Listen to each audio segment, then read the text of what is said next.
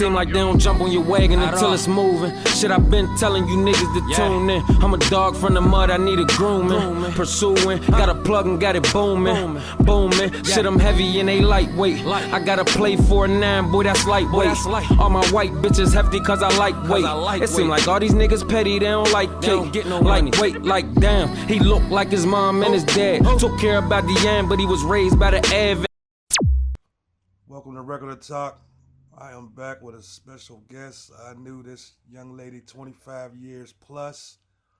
I'm very proud of this young lady. I had seen her on BET Awards, at the Oscars, and she was always smart.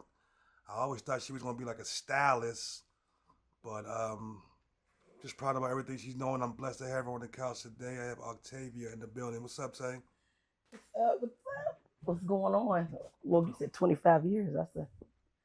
Don't say that. That's a long time. We can't be telling her age. Now, I built this platform, man, for people that I'm fans of. That pretty much inspired me, man. So I had to definitely get you to pulled up. But I want to hear your whole journey, though. So tell me about the beginning, childhood days. Oh wow. So we're gonna take it all the way back. Childhood days. Grew up Homewood, Kedron Street. My home is still there. Went to Lincoln Elementary. Was a Homewood Stinger. Shout out to Miss Patty. And then I listen. Went to my lines. Used to kick it on the hill. Got lots of family on that side. But I'm Homewood raised, Homewood native. So once I left middle school, I came back to the house, and there you have it, class of 01. How was you school-wise, let's say 5th to 8th grade? 5th to 8th grade? Wow. You know what? I feel like 5th grade was like, you know how, you're elementary and you going up the ranks, and like 5th grade is like, yeah, we finally the big dogs, right? And then I feel like 5th grade, I was social, but not really quite. Yeah, I didn't tap into my full social self. But I was always book smart, always funny, trying to do animated, characters and voices. That's been my thing, drawing, all that good stuff. So I was kind of artsy in my own little private way. But then I feel like middle school opened me up more socially, and kind of like, you kind of, that's your era of like, you leave Barbie. Now you're trading boys for Barbie. You know what I'm saying? It's like, or vice versa, as you just said. That was the growing period. So I feel like 5th to 8th grade was like my blossoming into kind of becoming, like Octavia, or like really fully embracing, who I am as, a young lady, and and really kind of getting into that. Your elementary, your preteen days kind of break free, and now you're embracing who you are. I always say your 9th grade years, like when your character pretty much starts to build. Mm-hmm. So walking into West End, that 9th grade year, how was that for you? Man, you know what? It was funny because, like, going into West End, it was when I left my Lions. Most of my friends were, going to Shinley, going to, other stuff, and I'm like, I'm going to Westinghouse. They're like, what? I'm like, going to Westinghouse, and it already had its reputation. Of course, we've known for the best football team and sports and all that good stuff, but it's the house, so everybody kind of scared to go up in there, because we got some real solid, folk up in there that'll rough you up real right, but a lot of it kind of teaches you, to me, I think is grit. It kind of teaches you to be a much stronger, person in life, looking at it now. But going into my freshman year, wow, it was like, I just kind of embraced who I was in terms of like my cool factor. I love fashion. I was kind of already, becoming my like girly girl, leaving my tomboy days. So I just felt like, I kind of was ready to take it on. Like, I had to like, get my get myself together on that because you got to be ready. Like at that point, they was throwing niggas down the steps, like garbage cans. Like, and I, you be there like you a freshman. You like you freshman. I'm like, ain't nobody about to do that. Ain't nobody about to little nigga me. Like, so I kind of had to be, when I entered in, I just had to put my tough girl on. I mean, and embrace that, but not lead with that, but just let people know like, yo, like I'm, I wanted to be taken serious in terms of myself. So. Was it always your plan to go to college? Yeah. It always was. I didn't see it no other way. I always knew in my head, yeah, I'll be going to college, and I don't know, yeah, and it was always Howard. Like my mom's a Howard graduate. Before me, and I have some other family members in my family, but like my mom was like my example of a black woman from HBCU, and it's always been in front of me. So that's been all I've known. And so, yeah, I always knew that's where I was headed. How was the experience with that? Because it is a HBCU. Yeah. Like, how was that? Even though we come from Westinghouse, it's pretty much black, but you still going to a predominantly black college. So how was it? Well, I think the whole, when we always say, we look at like, oh yeah, I grew up in black neighborhoods and black schools all my life, but like when you go to a HBCU, like it's diversity amongst your people, right? Like you learn, you go to school with so many different types of blacks because as a culture we are ultra diverse, not just from what city and state we from, but like culturally. So for me, HBCU was very diverse. It opened me. It opened my eyes to so many things, like going to school with people from backwoods of Mississippi, black people from Alaska. I went to school with an African prince. He used to wear, fitted suits and, pull up in a yellow Hummer, on some royal type stuff. You meet black people whose parents own oil. Like this is stuff, especially, from Homewood, I feel like there's lots of cultural things happening within the community.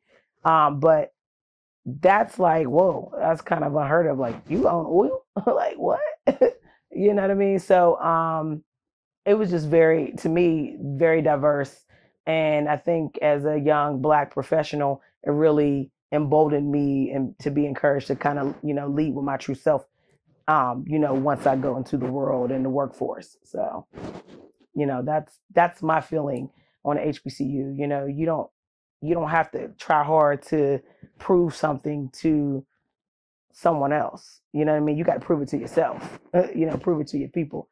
So, and I think, with that, if you want to be respected, then it kind of starts, internally. So that's where I feel the lead in terms of HBCU and how that affected me, my vision.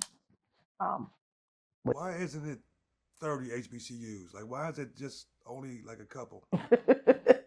Actually, there's a lot of HBCUs. There's a lot. But it's, the thing is, we're becoming more popular. It's not about that there's not enough.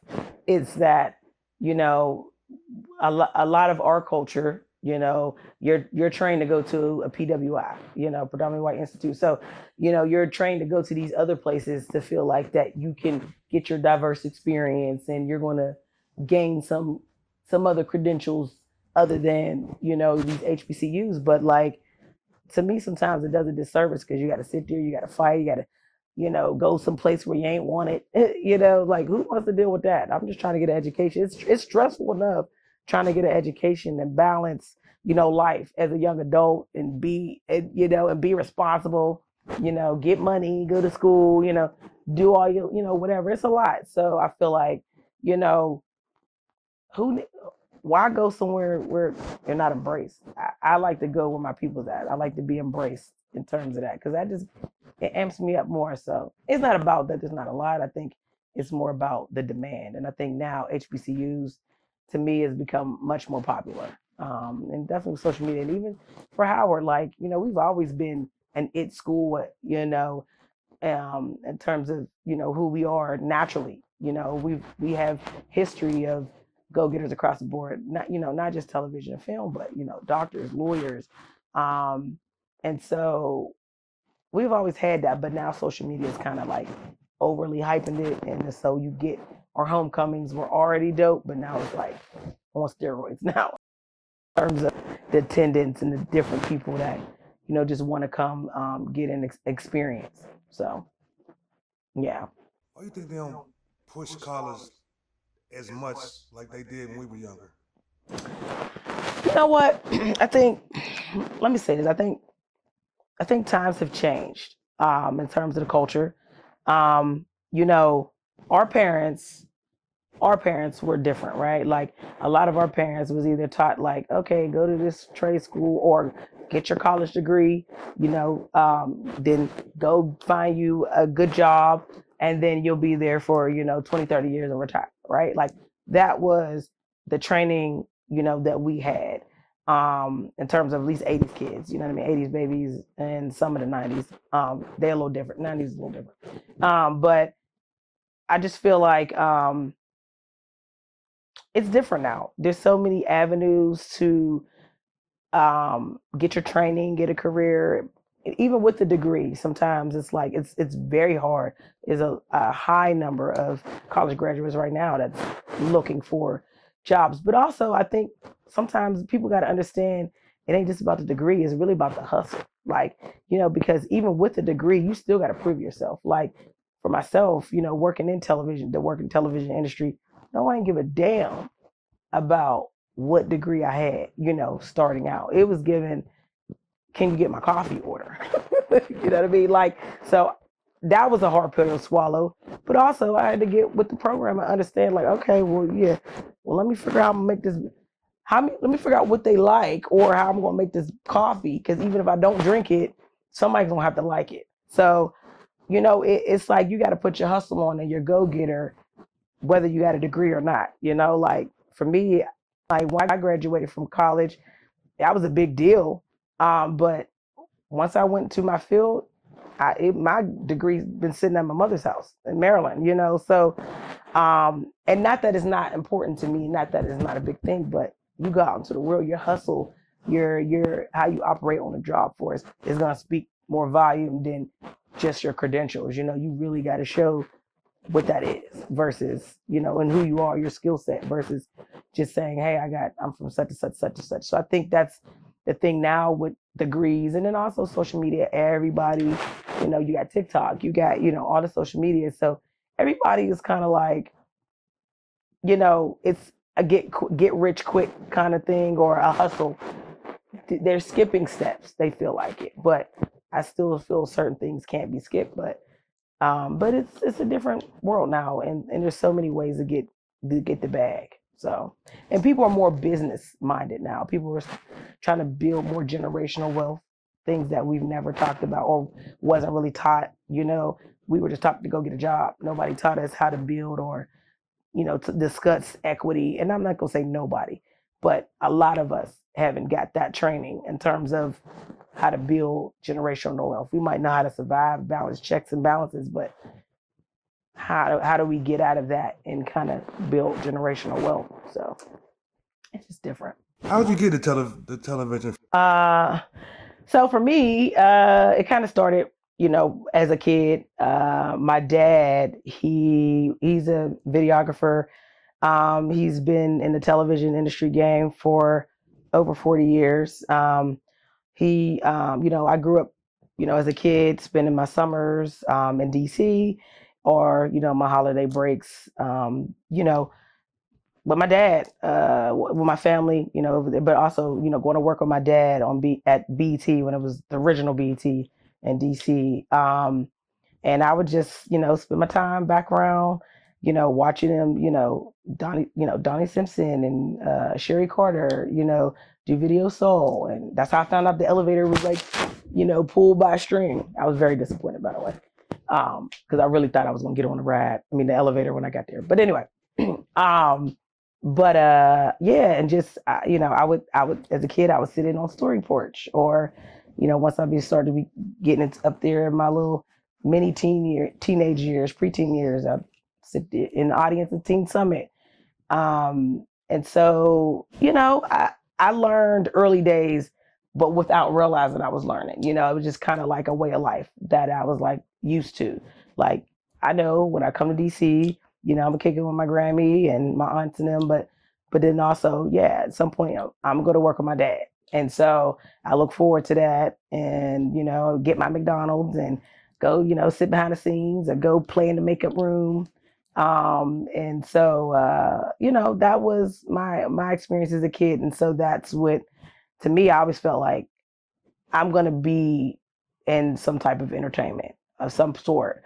I never saw myself in a 9 to 5, but I figured I'd do something creative. I could draw, I know how to dance. Me and my best friends, we had our little dance groups, performing Whammo competitions. So all of that kind of led up to, and once I got to college, I majored in, television production. Really, I actually started out as a broadcast journalism major because I wanted to be a weather girl. and then I remember like sometime in my freshman year of college, it might have been sophomore year, there was a hurricane or something, and the newscaster was hanging by a pole. I was like, hell no. I'm switching. I'm going to just go behind the scenes because you ain't about to have my rap fucked up out there hanging on the damn pole trying to report the damn, the storm that's happening is about to wipe my ass away. Absolutely not. So I just kind of felt like that I wanted to make a switch. And then I made the switch, did a few internships, interned at CNN, Wolf Blitzer's set, and then also National Geographic as well. But then, and those were news backgrounds. And I kind of felt like, you know what? News isn't for me.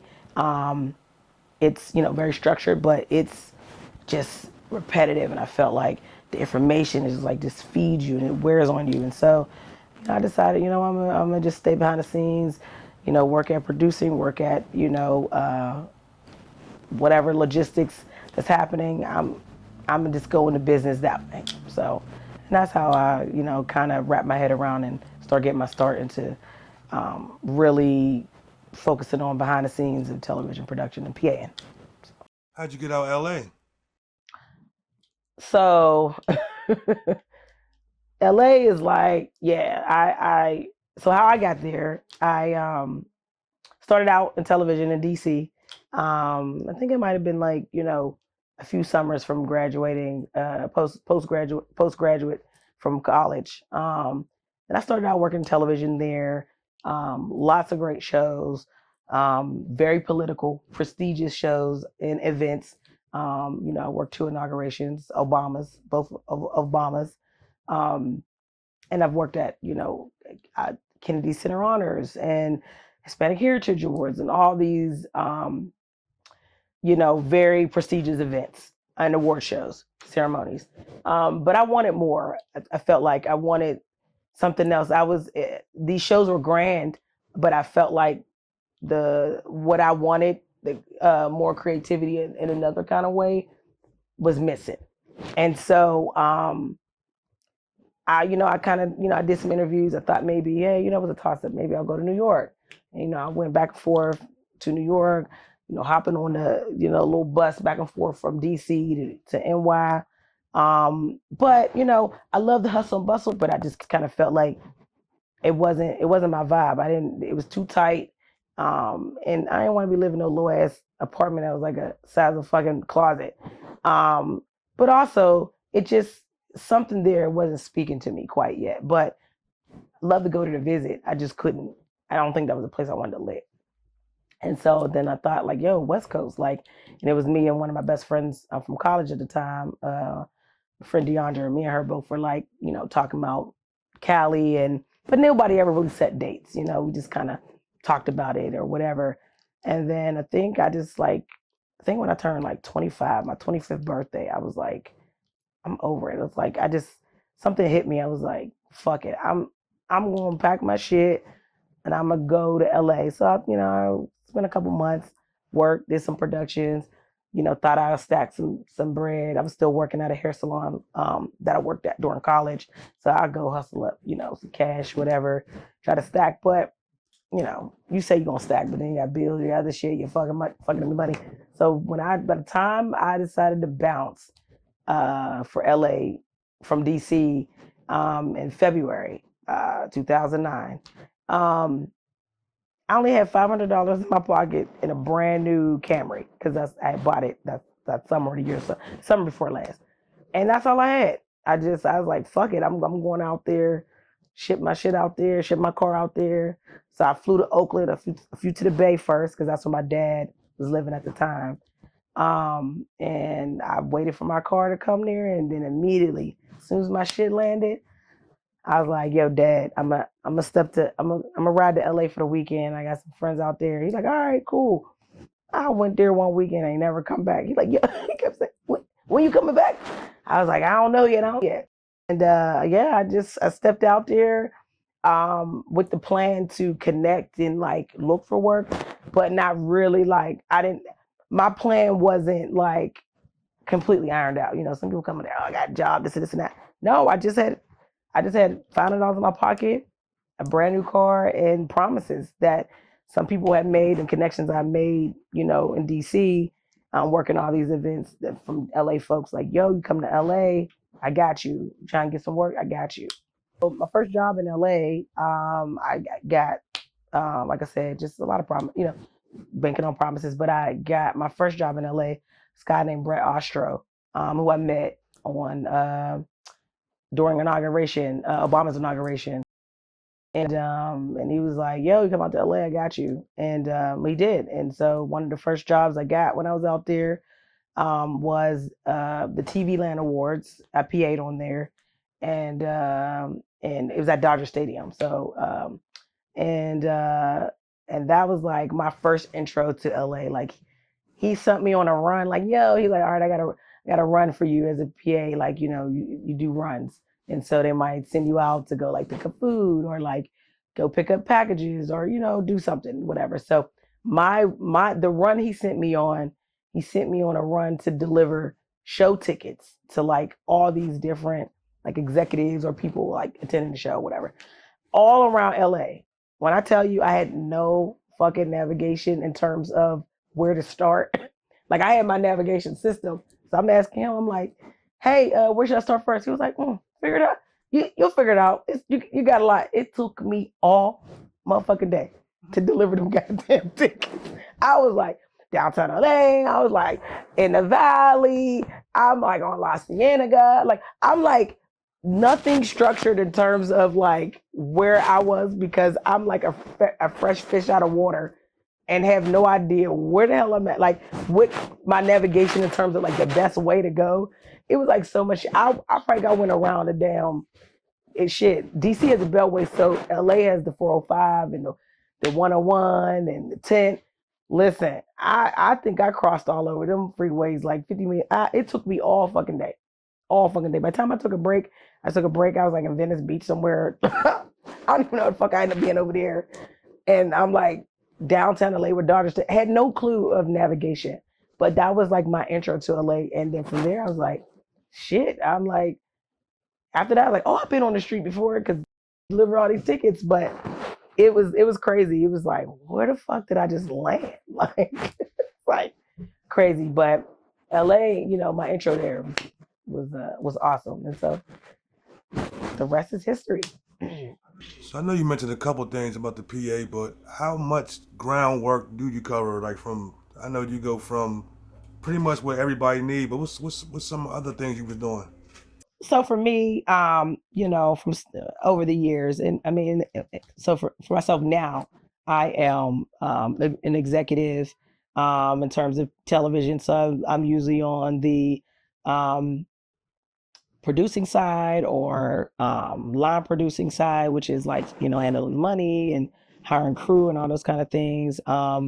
You know, and also giving like foundational layout in terms of how your show should flow. So I'm usually on your production logistical, you know, kind of overseeing that aspect from start to finish, from, you know, your ideas to, okay, where we want to shoot. You know, I'm usually the one that kind of decides or pick options for your ideas. And then I go from there and we go through the ropes of like, this is, you know, my scouting, and I'll go look at locations and see if it works for the vision. And then from there, you know, you go into, you know, all right, fine, we found a location. And then now, let's, start hiring crew and figure out who's going to lead the show. And so I've been in an executive seat for the last 4.5 to 5 years. My last corporate job was MGM Studios. And now I'm back freelance. And so I'm just kind of going rogue as I do. But prior to, where I am now, I've worn many hats. As I said, I PA'd, but then as I was going up the ranks, I've been a cast coordinator on reality shows. When I worked on The Voice, I was a production manager slash talent manager, where I oversaw a talent department in terms of majority logistical, but from anywhere to loading in trailers in buildings, doing location scouts to make sure like this will be the right venue or green room space for your talent. My department was coaches, so I worked with like people like Adam Levine, Pharrell at the time when I first started. He was like one of the coaches on there. Gwen Stefani, Blake Shelton. Those are like the coaches on The Voice, as many see who watch the show. That was my department, and so worked closely with them and their teams for 4.5 years, and just make sure that they had all their needs. Like I said, as from trailers to green room ready when you're ready to hit the stage. Make sure the stage area was set up nicely, and so and anywhere from golf carts, transporting them from point A to point B, food orders. I manage it all, and dealing with catering and dealing with guests coming in. We used to get like 100 guests every shoot date inside the green room. So our world wasn't just like some small little room. Like I literally had to scout stages and work with staging crew to kind of set their stuff up to make this work with grittiness to make this world pretty. And so, that was my world for 4.5 years. And then from, talent management, I've also done some, floor producing. I've done some Cardi B live stream events when she did, Cardi B did a collaboration with Fashion Nova, her first collaboration with them. And so I've worn many hats over the years, from, talent producing to talent management to floor producing to producing on shows. And so, this industry requires you to learn and to wear many hats, and all of that kind of leads you into the character. And I think most of it has led me to be who I am today in terms of, being an overseer on these productions, because there's not too many areas that I haven't worked in. I've PA'd in lots of departments, except for like the art department. I haven't done that, but love the art department team, and I know how to kind of work with them for things and things you need to do. But it's you have to wear a lot of hats and be able and learn how to manage. You know what I mean? Because as a freelancer, you're only really as good as that show, because people gotta remember you, remember your skill set, or your personality, to kind of get from point A to point B. So, you just gotta be versatile. And I think, that's the thing for me is, how you kind of, get to an executive seat. You ever think about branching off and like doing your own thing, like having your own production? Actually, I have, and I currently am. So I have Lady O Productions. I've done some small things, mainly on the consulting side in terms of like helping people on their productions and just kind of giving them direction. But I haven't taken on any big productions myself yet. But that is the plan. For I feel like 2026. I'll be entering more to that space in terms of taking on like solo projects on my own and hire my own team. But for now, I've been kind of working between my Lady O Productions and as well as my nonprofit that I just launched, which is Homewood to Hollywood, which is always like my slogan I've been on for years from working in Hollywood. But I've finally registered that as a nonprofit, and last year I've only done one project so far, but last fall around this time, I sponsored 20 of the Westinghouse, or 2025 of the Westinghouse band students, and one or two of the cheerleaders to go to DC for a week, for a day, to just get an HBCU band experience, and also I gave them a tour of Howard that day, and and got them all tickets to the football game. So that one was the Howard and Hampton football classic. We do every year, and I got them seats like directly next to the band, so they can kind of like see how they operate, from start to finish, and it was just such they had a ball, and so I'm sad I'm not going to run it back this year.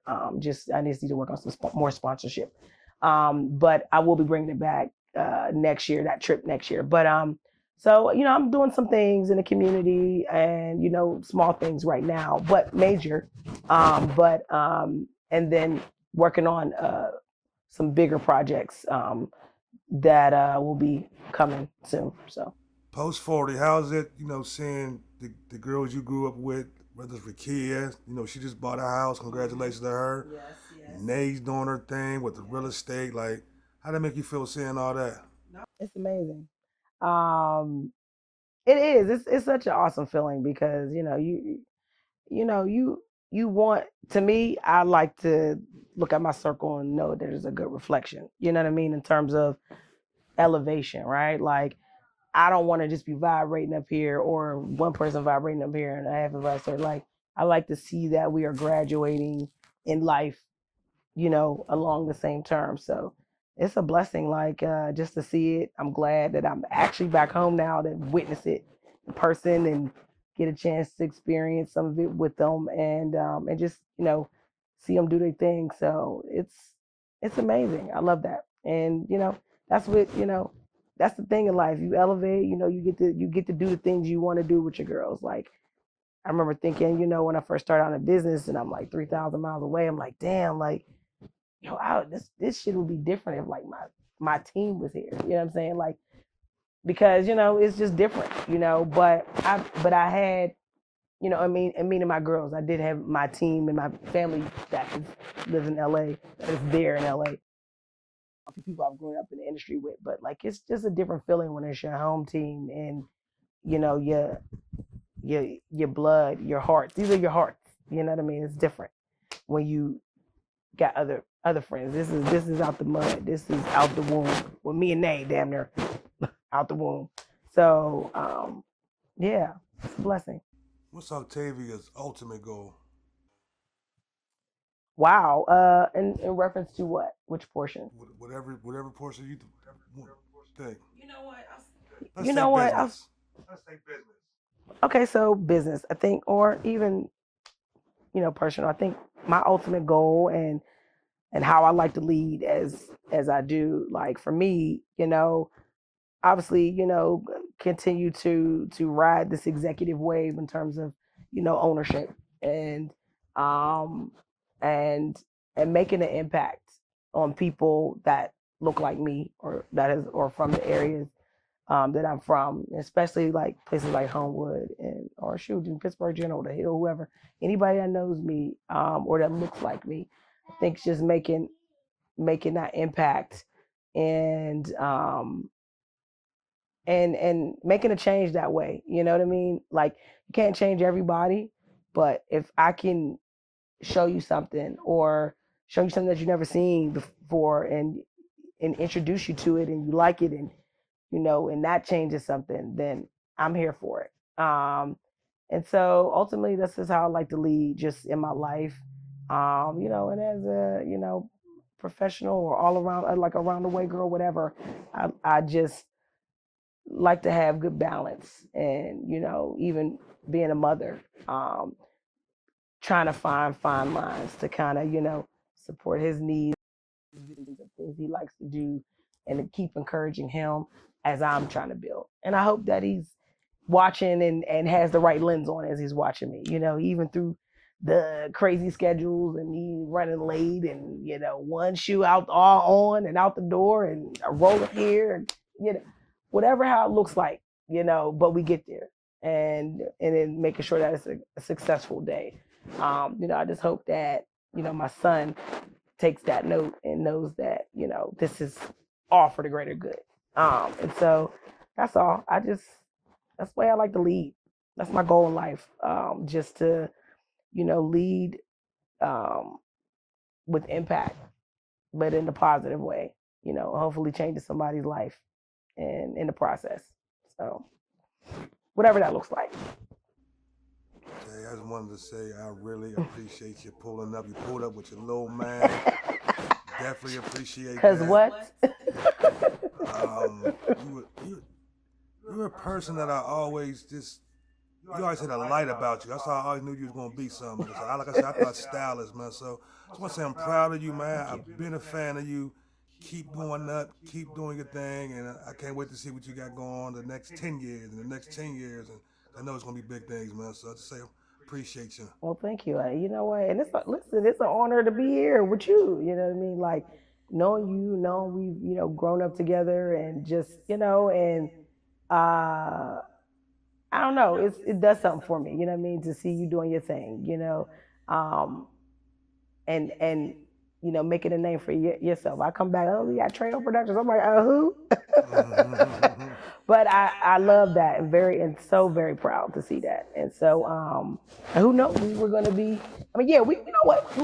I won't say who because we were already moving in that direction anyway. Like everybody's life channels are different, but we were already moving in the same, type of waves in terms of these things anyway. So it's only right that we meet this way. Again, as adults, now I'm back, I got to come find you in fucking Nobleman's or some shit. but no, it's dope. It's a blessing, and I'm honored to be here. So, yeah. Appreciate you, man. Appreciate you.